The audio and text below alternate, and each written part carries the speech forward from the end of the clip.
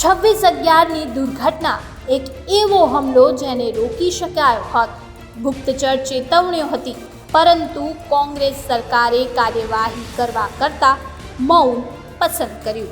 23 November 2008ના રોજ મુંબઈ હુમલાના 3 દિવસ પહેલા એક નાનું ભારતીય માછીમારીનું ટ્રેલર MV કુબેર અરબી સમુદ્રમાંથી પસાર થઈ રહ્યું હતું. ત્યારે તેને બીજા ટ્રેલર અલ હુસૈની પર સવાર 10 સશસ્ત્ર માણસોએ અટકાવ્યું અને તે માણસો કોઈ સામાન્ય ન હતા. તેઓ પાકિસ્તાન સમર્થિત લશ્કરે તૈયબાના તાલીમ પામેલા આતંકવાદીઓ હતા.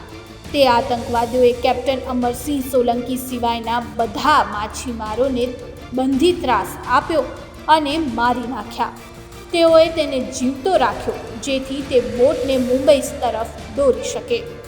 જ્યારે તેઓ ભારતીય બોટ પર હુમલો કરી રહ્યા હતા ત્યારે એક માછીમાર દરિયાકાંઠાના અધિકારીને ચેતવણી આપવા માટે બોટના રેડિયો દ્વારા તકલીફનો સંદેશ મોકલી શક્યો, પરંતુ સંદેશ ભારતના વિભાજિત દરિયા સંદેશા વ્યવહાર ચેનલોમાં ક્યાંક ખોવાઈ ગયો.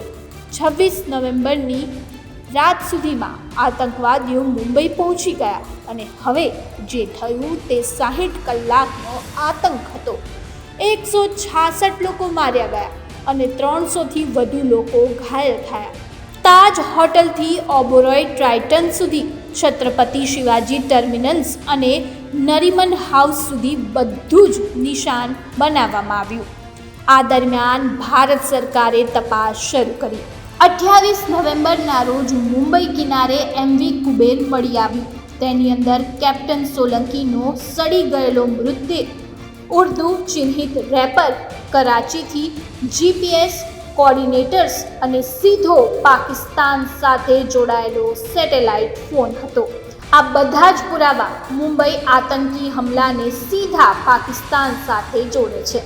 પાછળથી તપાસમાં જાણવા મળ્યું કે અનેક ગુપ્તચર ચેતવણીઓ અને અવગણના કરવામાં આવી હતી.